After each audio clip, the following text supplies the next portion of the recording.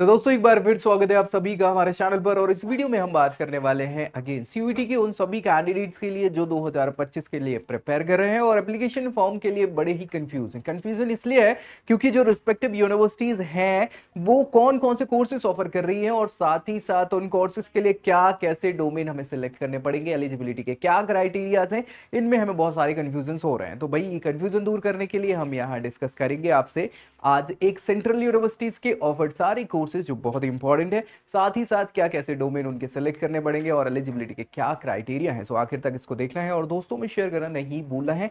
बाकी अगर कुछ डाउट बचते हैं तो नीचे प्रोफाइल एनालिसिस फॉर्म फिल कर देना है ताकि हमारी टीम कांटेक्ट करके आपको बताएगी आपके लिए क्या बेस्ट हो सकता है। और कुछ कमेंट भी कर सकते हैं अगर आप चाहें तो। ठीक है, चलिए स्टार्ट करें। सबसे पहली चीज जो आपको पता होनी चाहिए कि नया पूरा का पूरा पोर्टल स्टार्ट हो चुका है इस बार के सेशन के लिए। तो उसके लिए जाना है कहाँ, CUET.NTA.nic.in, ये ऑफिशियल वेबसाइट है। इसी पे आपको जैसे गूगल पे सर्च करेंगे तो ये पूरा का पूरा इनका प्लेटफॉर्म ओपन हो जाएगा, आपका विंडो ओपन हो जाएगी और यहाँ आपको पूरी जानकारी देखने को मिल जाएगी। अब इसमें बहुत सारे अपडेट्स वगैरह हैं जो अभी तक आए नहीं है, जो आएंगे तो सब इसी में देखने को मिलेंगे। लेकिन हमें जो चाहिए वो यहाँ पे है। यूनिवर्सिटीज में जाएंगे, जो टोटल पार्टिसिपेटिंग यूनिवर्सिटीज आप देख पा रहे होंगे यहाँ सब मिल जाएगी। यहाँ राइट हैंड साइड पे सारे नाम भी दिए हुए हैं, central university, state, deem, private और अदर गवर्नमेंट इंस्टीट्यूशंस। तो भैया जो भी आपको चाहिए उसको क्लिक कर सकते हैं। फिलहाल हम सेंट्रल यूनिवर्सिटी से स्टार्ट करेंगे। कुछ वीडियोस हम बना चुके हैं जिसमें हमने अलग अलग कॉलेजेस के लिए या यूनिवर्सिटीज के लिए ऑफर्ड कोर्सेज और उनके डोमेन वगैरह बता दिए। आज हम जो डिस्कस करेंगे वो हम बात करेंगे हम सबके प्यारे BHU का। BHU यानी बनारस हिंदू यूनिवर्सिटी, है ना। BHU इसको शॉर्ट में बोला जाता है। तो BHU को हम देखेंगे। अगर आप भी टारगेट कर रहे हैं जैसे बहुत सारे बच्चे करते हैं, obvious सी बात है। सो काशी हिंदू विश्वविद्यालय के लिए क्या क्या ऑफर्ड कोर्सेज हैं, क्या उनके डोमेन सिलेक्शन है और एलिजिबिलिटी क्या क्या है, चलो स्टार्ट करें। सो भाई क्लिक कर लेंगे इस पे। जैसे क्लिक करेंगे तो ये पूरा का पूरा यहाँ पे ओपन हो जाने वाला है। अब इसको स्क्रॉल करेंगे तो बहुत सारी चीजें आपको देखने को मिलेंगी। कोर्सेज देखें सबसे पहले BA ऑनर्स सोशल साइंस के लिए। BA ऑनर्स अगर आप करना चाह रहे हैं कि सोशल साइंस डिग्री है ये बेसिकली, तो इसमें क्या क्या हमें डोमेन सिलेक्ट करने होंगे। सबसे इंपॉर्टेंट है लैंग्वेज टेस्ट, जिसके लिए इंग्लिश आपको सिलेक्ट कर लेना है। दूसरा आप हिंदी कर सकते हैं या इंग्लिश या हिंदी। जनरल काशी हिंदू विश्वविद्यालय में हिंदी को ज्यादा प्रेफर करते हैं, लेकिन मैक्सिमम और कोर्सेज वाले जो लोग हैं अलग अलग यूनिवर्सिटीज के वो इंग्लिश प्रेफर करते हैं।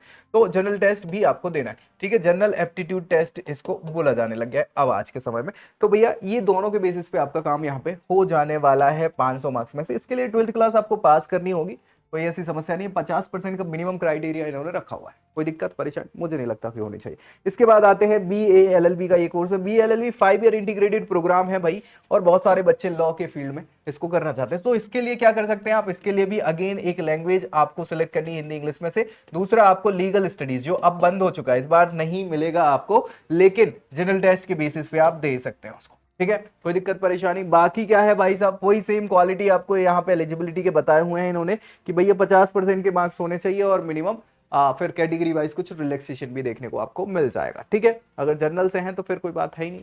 BA ऑनर्स आर्ट्स वाले बच्चों के लिए क्या है, यहाँ पे सेम चीज, इंग्लिश और हिंदी में से कोई एक और जनरल टेस्ट के बेसिस पे आपको मिल जाएगा। और यहाँ पे आपको 50% का मिनिमम 12th क्लास पास करनी है, काम हो जाएगा। BCom ऑनर्स, है ना। BCom ऑनर्स FMM है ना, फाइनेंशियल मैनेजमेंट वाला जो है ये, इसके लिए आपको क्या करना है, सब्जेक्ट एक तो अकाउंटेंसी या बुक कीपिंग में से कोई एक चूज करना है। इसके अलावा बिजनेस स्टडीज और जनरल टेस्ट, इसके बेसिस पे आपको ये पूरा का पूरा BCom ऑनर्स मिल जाएगा, ठीक है। नेक्स्ट है BSc एग्रीकल्चर। BSc के बहुत सारे ऑप्शंस इन्होंने दिए हुए हैं। तो BSc में हम देखें, देखो BSc।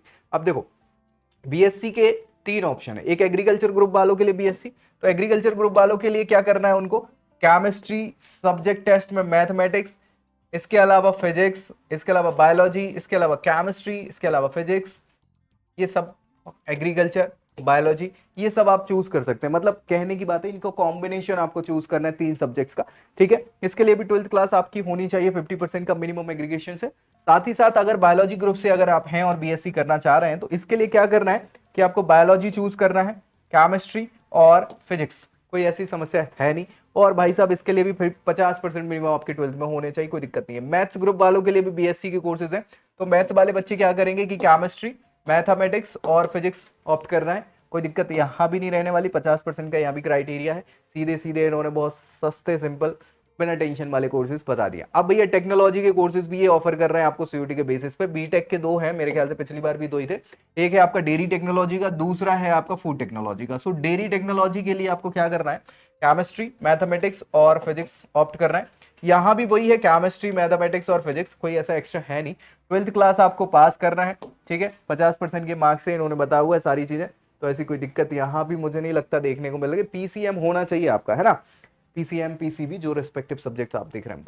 वोकेशनल कोर्सेज हैं बहुत सारे। वोकेशनल कोर्सेज में fashion technology and apparel design, modern office management, इसके अलावा food processing and management, hospitality and tourism management, इसके अलावा है आपका medical lab technology, retail logistic management. ये सारे के सारे ये वोकेशनल कोर्सेज हैं।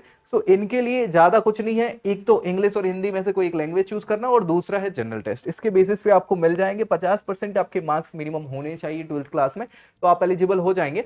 ये जो एक कोर्स है ना, फूड प्रोसेसिंग एंड मैनेजमेंट वाला वोकेशनल कोर्स, उसके लिए कुछ और इन्होंने सब्जेक्ट्स दिए हुए हैं जिसमें से आपको सिलेक्ट कर लेना है। हाँ, वही फिजिक्स, केमिस्ट्री, बायोलॉजी वगैरह, एग्रीकल्चर, उनमें से कोई एक सिलेक्ट करना है। सेम क्राइटेरिया रहेगा, कुछ एक्स्ट्रा नहीं है, ठीक है। बाकी सारी चीजें आप देखेंगे तो वही रहेंगे। जैसे ये जो मेडिकल लैब टेक्नोलॉजी वाला, इसमें बायोलॉजी आपके होना चाहिए सब्जेक्ट में, इसीलिए ये इंपॉर्टेंट है कि बायोलॉजी से रिलेटेड सब्जेक्ट्स आपको चूज करने होंगे, और कोई ऐसी समस्या नहीं है। लॉजिस्टिक रिटेल मैनेजमेंट वाला जो है उसमें कोई दिक्कत नहीं है, जनरल टेस्ट और इंग्लिश हिंदी के बेसिस पे आपको मिल ही जाएगा। कोई एक लेना है ना, लैंग्वेज में दोनों मत लेना, या है या मतलब या तो इंग्लिश या हिंदी ले सकता हूँ, ठीक है। फिर आते हैं कुछ फाइन आर्ट्स के कोर्सेज में, BFA इसको कहा जाता है, और फाइन आर्ट्स के लिए विजुअल आर्ट्स, जिसमें आप स्कल्पचर और पेंटिंग आप देख सकते हैं। तो उसके लिए आपको क्या करना है, हाँ, प्रैक्टिकल एग्जाम होगा इन कोर्सेज के लिए, वो ऑब्वियस सी बात है। तो 50% आपके 12th में होने चाहिए, आप बिल्कुल इसके लिए एलिजिबल है, ऐसी कोई दिक्कत नहीं है। BPA परफॉर्मिंग आर्ट्स के क्वेश्चंस मतलब सब्जेक्ट है, जिसमें आप क्या कर सकते हैं, परफॉर्म करना होगा, प्रैक्टिकल इसमें आपका होगा, ऑब्वियस सी बात है। वो जो भी बजाना है, सितार, तबला, डांस वगैरह जो आपका रहेगा, वो सारी चीजें। 50 और 55% के यहाँ पे क्राइटेरियाज होते हैं, कुछ रिलैक्सेशन मिल जाता है तो 50%, अदरवाइज 55% का। शास्त्री कोर्सेज की बात कर ले भाई, सभी के सभी बच्चे जो शास्त्री कोर्सेज करना चाहते हैं ऑनर्स वाले, उनको कुछ नहीं है, संस्कृत लेना होगा। हाँ, संस्कृत है, अभी भी है, कोई ऐसी दिक्कत नहीं है सब्जेक्ट में। और इस इन्होंने जो है वो 50% से पास करी हो, आपकी वो माध्यमिका वगैरह बोलते हैं ना, माध्यमा वगैरह, है ना, तो वो आपका होना चाहिए। बेसिकली 12th को बोलते हैं वो, ऐसा कुछ नहीं, ठीक है। तो ये सारे के सारे बनारस हिंदू यूनिवर्सिटी के ऑफर्ड कोर्सेज हैं। इनके लिए डोमेन सेलेक्ट क्या करने हैं वो भी मैंने बता दिया, एलिजिबिलिटी के क्राइटेरियाज बता दिया। फिर भी अगर कुछ आपको डाउट बचता है तो जरूर कमेंट करिए, ताकि उसको रिजॉल्व किया जा सके, और दोस्तों में शेयर कर देना है। बाकी चैनल सब्सक्राइब करना नहीं भूलना है। सो मिलेंगे अगली वीडियो में अगली जानकारी के साथ, तब तक के लिए जय Hind. I hope you like this video. For more such videos, keep watching our channel And do not forget to like, share and subscribe.